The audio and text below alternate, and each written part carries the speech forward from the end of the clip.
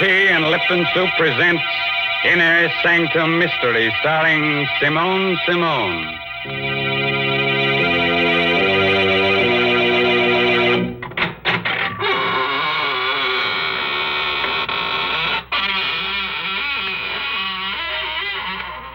Good evening, friends of the Inner Sanctum. This is, of course, Raymond, your host. Please come in, won't you? Make yourself comfortable in any gloomy corner. We had intended to have a real surprise for you tonight. Instead of myself, we were going to have a guest ghost to act as host. But, unfortunately, this real ghost caught pneumonia, and he's in a very grave condition. The doctors have given up all hope. He's, going to become alive. Well, Mr. Raymond, I must admit I'm glad that ghost couldn't come. It's difficult enough to talk to you, but heavens, I wouldn't know what to say to a ghost. Oh, well, that's simple, Mary. All you have to do is find out whether it's a he ghost or a she ghost. And if it's a she? Oh, well, then you compliment her on her appearance. You say, darling, what a divine sheet you're wearing. That's right, Mr. Raymond. The ladies are always interested in something new to wear. And right now, I'm going to tell them about something they'll all want. It's a lovely piece of jewelry, a real sterling silver medallion about an inch in diameter. It's the kind of jewelry you find at those smart shops on Fifth Avenue in New York. But the only way you can get it is from Lipton's. The medallion is decorated with a Chinese inscription, and it's hung on a narrow black rayon satin ribbon. That's the height of fashion this year, you know. And here's how you get the medallion. Just send 25 cents and the box top from a package of Lipton's, the tea with the brisk flavor, to the Lipton Tea People, Box 92, New York City. Yes, that's Box 92 in New York City. And now it's time to begin. Our story is called The Black Art. It's an original tale by Milton Lewis. And our star tonight is that glamorous motion picture star, Simone Simone, who'll play the role of Claudine. So, gather close and get ready to hear a sweet little tale that'll make you wake up screaming for at least the next 2 weeks. You all set? Now remember, if you don't want your hair to stand on end, get someone to sit on your head. Okay? All right, now, let's hear Larry Gifford tell you his story in his own words. I wish I never heard that scream. I wish I never saw a body lying there. Blood all over the room. The knife on the floor near her throat. I'll never forget it. I'll never forget how I picked up the knife. I'll never forget the sweat that came creeping out all over me when I heard the door slam. Stand where you are. You make a move, I'll blow your head off. Don't shoot, copper. Drop that knife. Okay. What's your name? Larry Gifford. Look, I'm from Chicago. Stranger, huh? Yeah, what of it? What's her name? Her? I don't know. I never saw her before. Look, you don't have to frisk me. I haven't got a gun. Shut up. Listen, I know it looks bad, but you see, my room's downstairs. I heard a scream, and Give me back that wallet. Your hands up. Roll papers. What of it? So I'm an ex-con, so what? You don't know her, huh? No, I don't. What have you got there? Just a picture I found in your wallet, mister. Picture of her. To Larry. With all my love, Nancy. Reckon you forgot about this, huh? Yeah, but look, I didn't kill her. Shut up. I think I heard that scream and came up here. Hold out your hands. Sure. You can have them. Here. Come back here. Come back.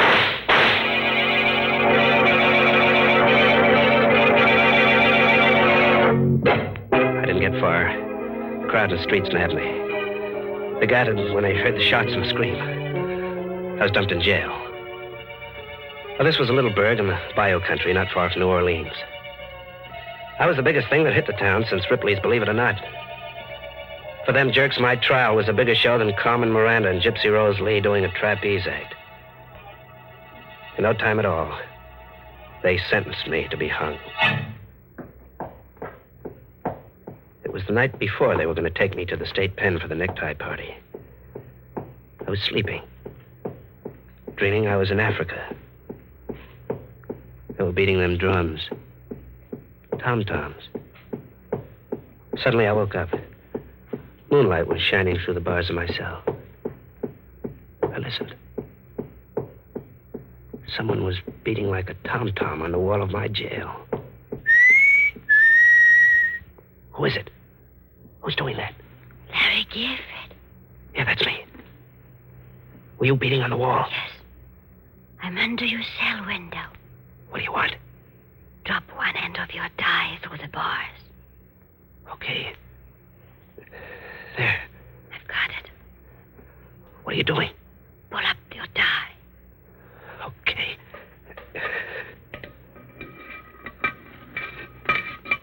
Got it? A gun. Yeah, I got it. Good luck. Goodbye. Thanks, baby. Whoever you are. What's going on there, Gifford? Huh? Oh, nothing. Why? I heard talking. Oh, I was talking in my sleep. You never done that before. I never was going to be hung before. What's you holding there? Come here, I'll show you. What's that? A gun? Yeah, and it's got enough bullets to fill your head with lead. Go there. Open that door. Open it or I'll give it to you between the eyes. Go on. Don't shoot. There. Okay, now take your gun. Give me those keys. See how you like it in there for a while. So long. Stop him! Prisoner escape! Let me out! Prisoner escape!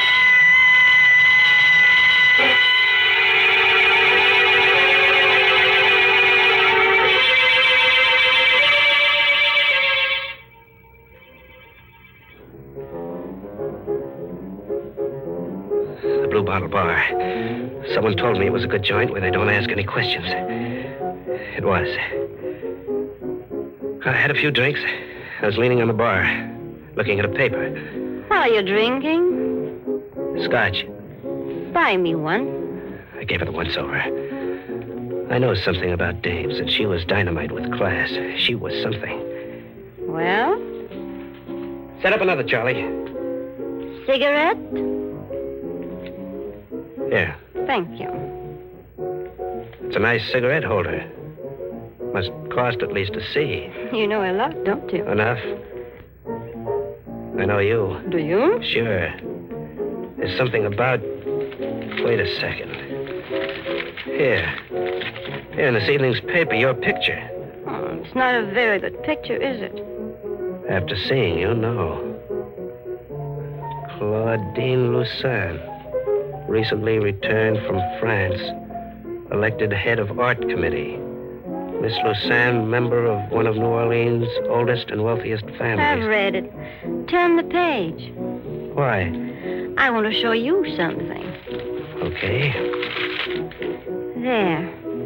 Larry Gifford of Chicago, wanted for murder, is sought by police after sensational jailbreak. Better not read anymore. Why?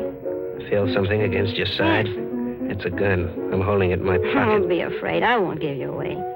Got a light? Yeah.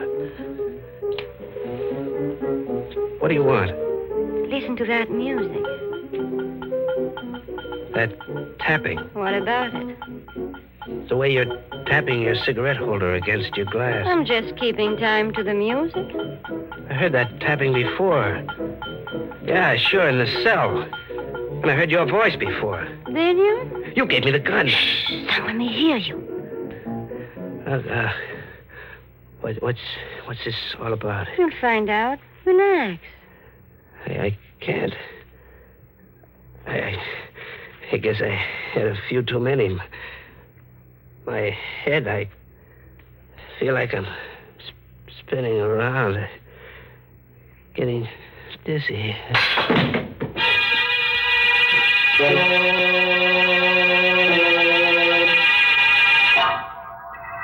Two green eyes, pink with blood around the edges, looked at me out of a queer, furry head. It was the head of a bat. It smiled.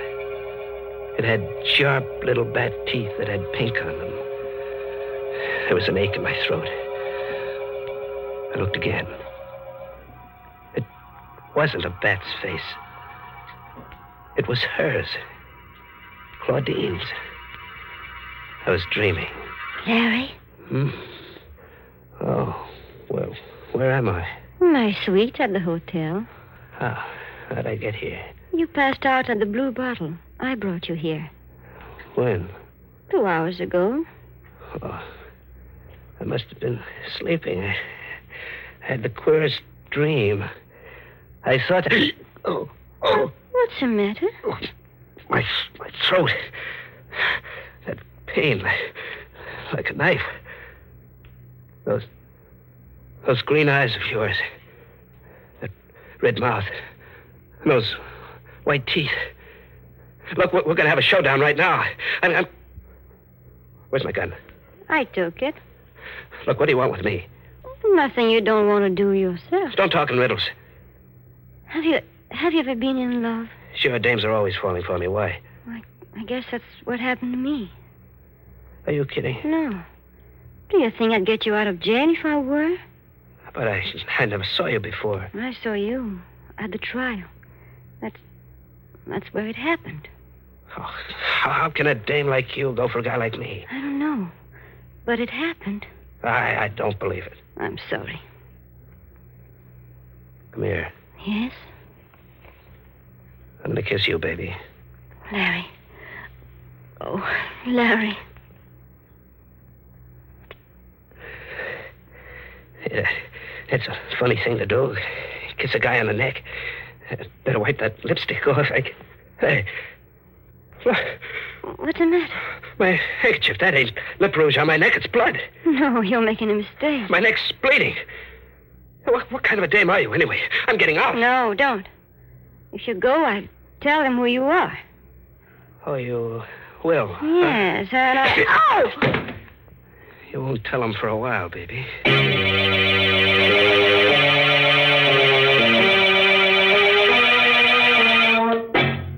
Ma Grady's joint in the old city of New Orleans was just a place. She'd never find me in that dump. Nobody'd ever find you there. I got a room. I went to sleep. I was safe. Then I heard it again. That same rhythm. It woke me up. I heard it, but I couldn't believe it. How could she know I was here? Or was it her? There was nobody in the room. I opened the door. Nobody outside. I slammed it. The beating stopped. I turned around. I was looking into the muzzle of a gun. Sit down, Larry. How'd you get here? My Grady ran to the room next to you. There's a connecting door. What's the idea of the gun? Can't you guess? You gonna kill me? Maybe. Well, you're going to a lot of trouble to bump off a guy who's gonna be hung anyway. Do you want to die? No. There is a way you can live. How? By coming with me. Yeah? What else have I got to do? Marry me. You're out of your head. You hate me? No, I don't. I don't hate you. I'm scared of you. Yeah, I've never been scared of anybody the way I'm scared of you. Scared enough to do as I say? Maybe I had hoped you would love me. Maybe I do. You're lying. No, baby. It's no use. Look, what are you going to do? Kill you? No, put the gun down. Give me a break. Don't.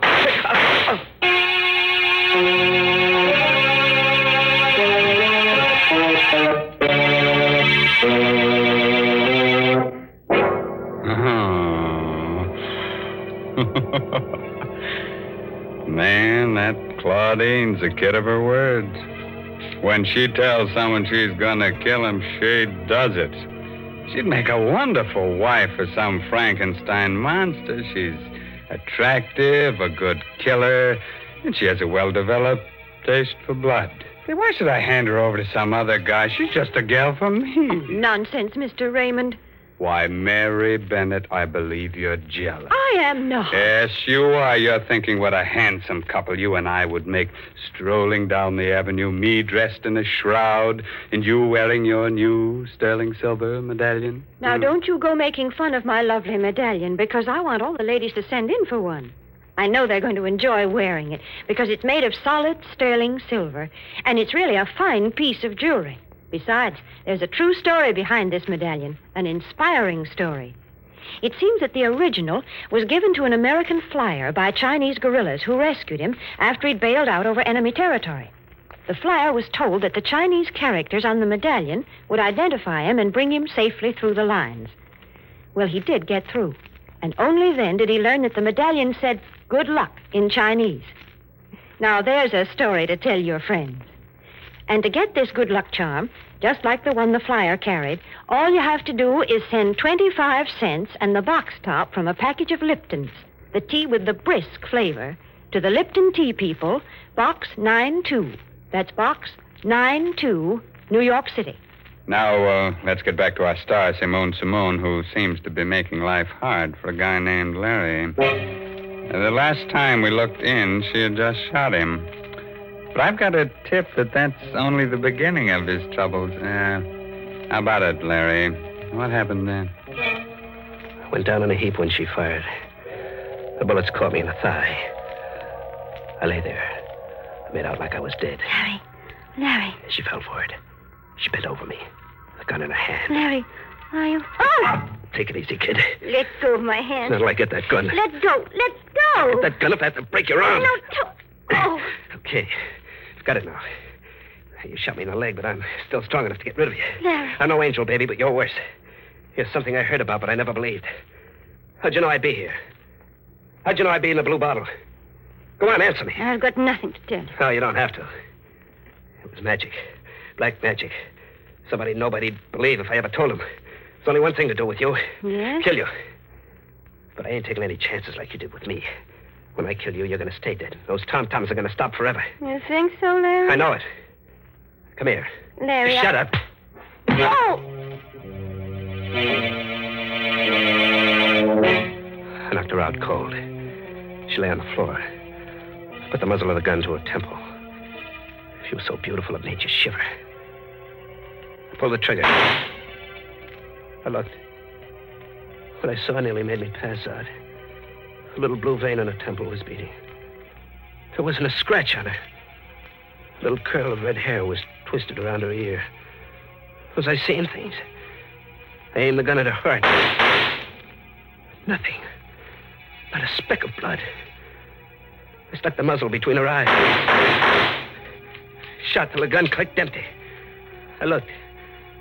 The white skin on her face looked more beautiful than ever. Had to get away. Out of the same city where she was, out of the same state, the same world.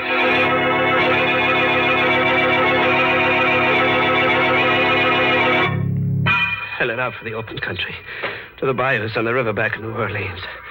My wounds festered as I dragged myself through the swamps, and I got a fever. It was like a nightmare. In my head, I kept hearing those tom-toms. I couldn't take a train or a bus or go to a doctor. I'd be caught. One night I saw a big house shining in the moonlight. I decided to take a chance. I knocked at the door. What is it? Sorry, miss. I was hunting. I had an accident in my leg. Oh. If you let me come in and call a doctor, I'd be very grateful. You don't want to come into this house. Can't you see I need help? You'll never be helped here. There's nothing good here, only evil and fear. So go away, please. I'm warning you. Go away before my sister comes down. What's the matter with you? Don't you see I can hardly move? Go away while you still have the strength to crawl away. Now, believe me. Tell Mr. Gifford to come in and close the door, Kathy. That voice. That's my sister, It's your sister. Claudine Lassan. Good evening, Larry. I was wondering when you'd get here. You know him? Yes. Mr. Gifford and I are old friends. Friends. How can you have a friend? Now, Kathy. He's someone like you. You mustn't mind her, Larry. Kathy isn't quite well. I don't know who you are, Mr. Gifford, but I do know that she's brought you here to kill me. Kathy? I knew it would happen on a night like this when the moon was full. She's been preparing for it for months. I've told everyone about it, but no one will believe me. I've told them again and again, and they say I'm insane. They think I've lost my mind. But she is going to murder me tonight while the moon is full. She's going to murder me. Go to your room, Kathy, immediately. Oh. Yes. Yes. I'll go.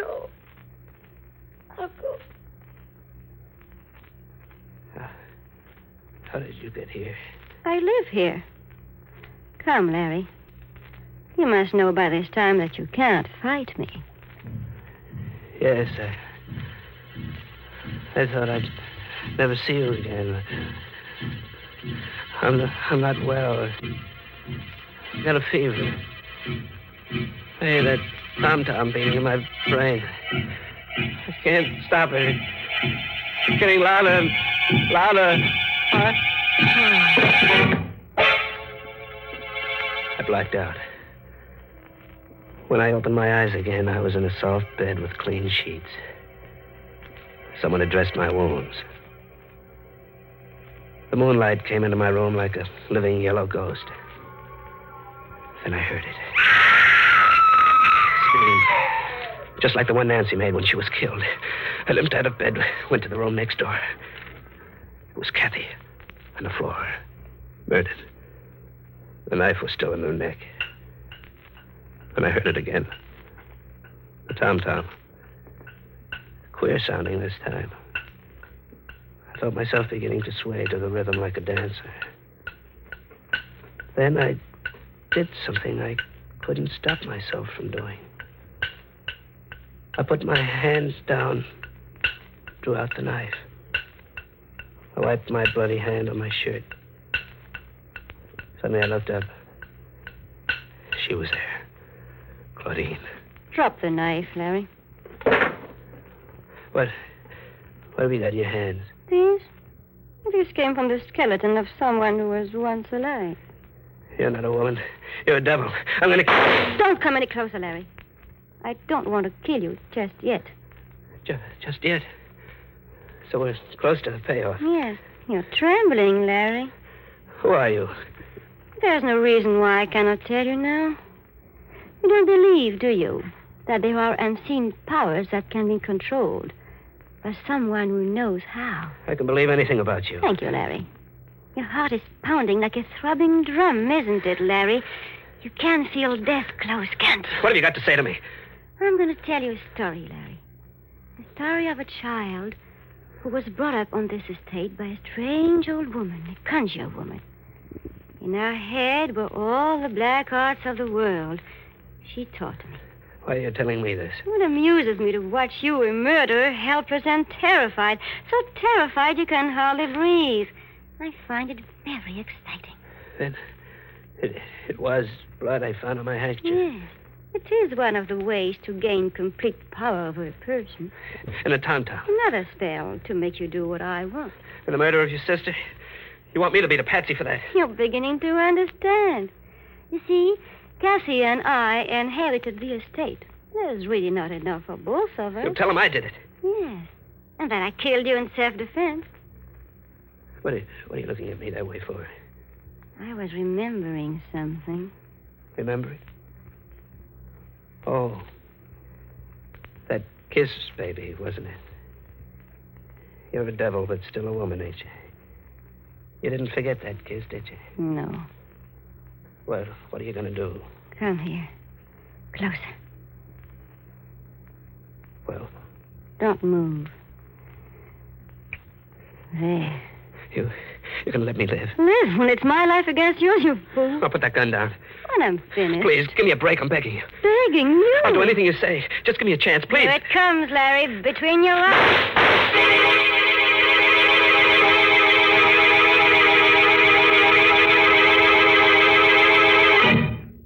How do you feel today, Gifford? Much better, officer. Leg's healing fine. We checked that crazy story you told us. It's all true. Tell me something. How'd you know to come to the Lucerne place when you did? You arrived just in time. A second later, and she would have killed me. Kathy, her sister, phoned us, told us to come out. I came in the room and saw her threatening you with a gun. I shot at her. I had to. Got her in the shoulder. You should have killed her. State will take care of that. Did you believe the story she told you at first? That I killed her sister and she was killing me in self-defense? No. You see, Gifford, we'd found out that you weren't a murderer. You didn't kill Nancy Warren. The man who did that confessed. That made her whole story false. How did she do it, Captain? How did she find out where I always went? Police psychiatrist said she did it by post-hypnotic suggestion. She told you where to go while you were asleep, and you never realized that you were always doing just what you wanted. But the bullets, when I shot at her and tried to kill her, how'd she do that? was all carefully planned. The first shots she fired at you were real bullets. The others in the gun were blanks. She wanted to get you so thoroughly under her power that you think she couldn't be killed. You see, all this so-called black magic has an explanation. Has it? I wonder.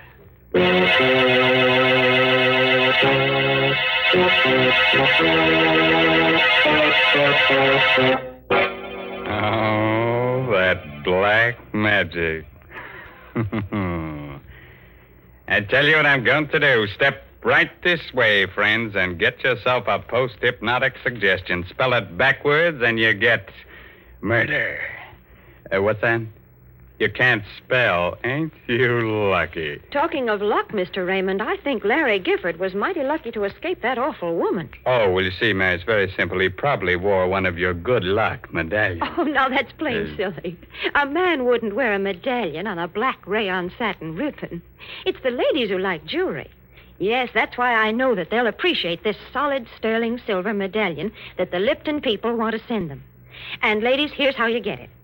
Send just 25 cents, which includes tax and postage, with a box top from a package of Liptons, the tea with the brisk flavor, to the Lipton Tea People, Box 92 in New York City.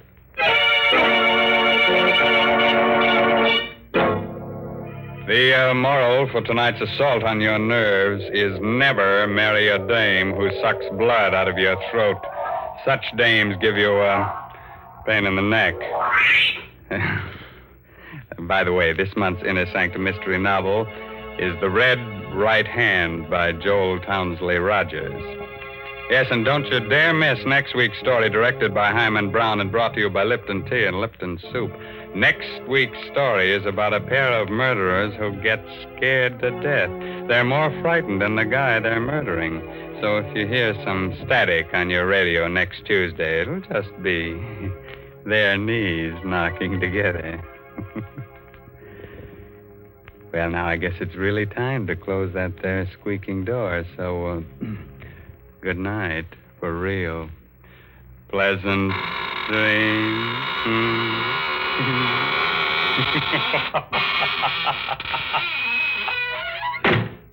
Folks, the next time you send a box of food to your boy overseas, be sure to include a package or two of Lipton's Noodle Soup Mix. You see, Lipton's is just like a taste of home.